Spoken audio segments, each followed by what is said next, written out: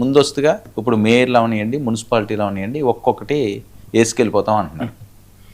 ఏంటి అంత వ్యతిరేకత ఉందా సార్? ముందుగా మీకు ప్యానెల్ సభ్యులు ప్రేక్షకులందరికీ కూడా నమస్కారం అండి.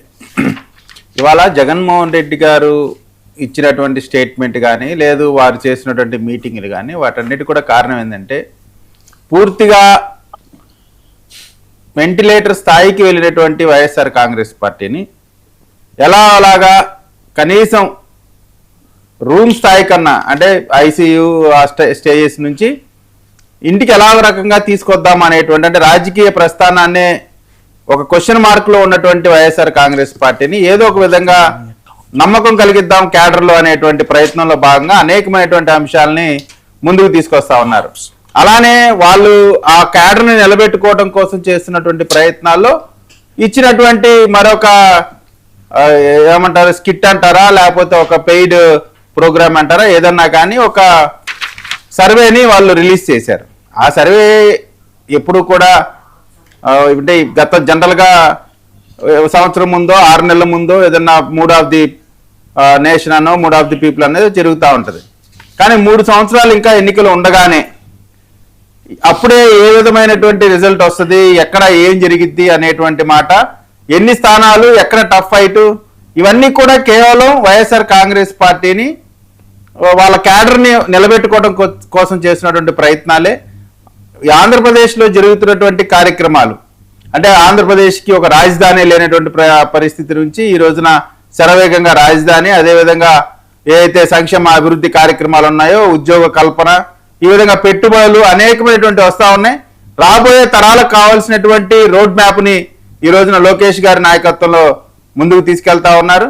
అదేవిధంగా చంద్రబాబు నాయుడు గారు, పవన్ కళ్యాణ్ గారు చేయాల్సినటువంటి అన్ని కార్యక్రమాలు అటు కేంద్రంతో మాట్లాడటం కానీ కేంద్రాన్ని ఒప్పించి కార్యక్రమాలు చేపించడం ఇవన్నీ కూడా జరుగుతూ ఉన్నటువంటి ఈ పరిస్థితిలో రాబోయే రోజుల్లో ఎట్టి పరిస్థితిలో కూడా వైఎస్ఆర్ కాంగ్రెస్ పార్టీకి అవకాశం లేదు అనేటువంటి ఆలోచనతో ఏదో ఒక రకంగా జగన్మోహన్ రెడ్డి గారు ప్రతిపక్ష నాయకుడు హోదా కోసం ఏ విధంగా అయితే పోరాడుతున్నారో రాబోయే ఎన్నికల్లో ప్రతిపక్ష నాయకుడిగా గెలవడం కోసం మాత్రమే ఈ రోజున రాజకీయాలు చేస్తా ఉన్నారు. అంతకు మించి వేరే ఏదో ముఖ్యమంత్రి కోసం పోటీనో ఇంకో విషయం కూడా కాదు, క్లియర్గా ఒప్పుకుంటున్నారు.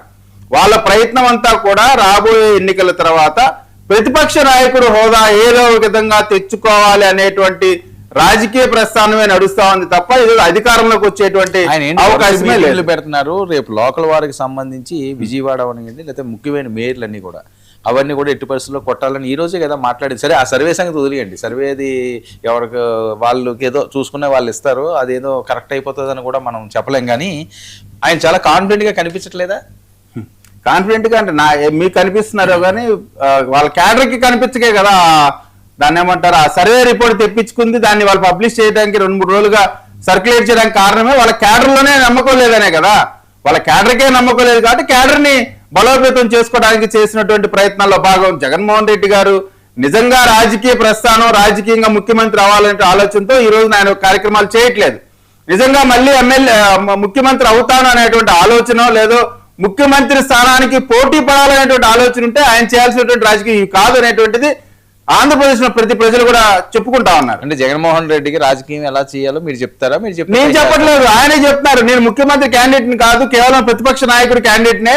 ప్రతిపక్ష నాయకుడు హోదా కోసం మాత్రమే నేను ప్రయత్నం చేస్తాను తప్ప ఆంధ్రప్రదేశ్ లో ఏ విషయంతో నాకు సంబంధం లేదు.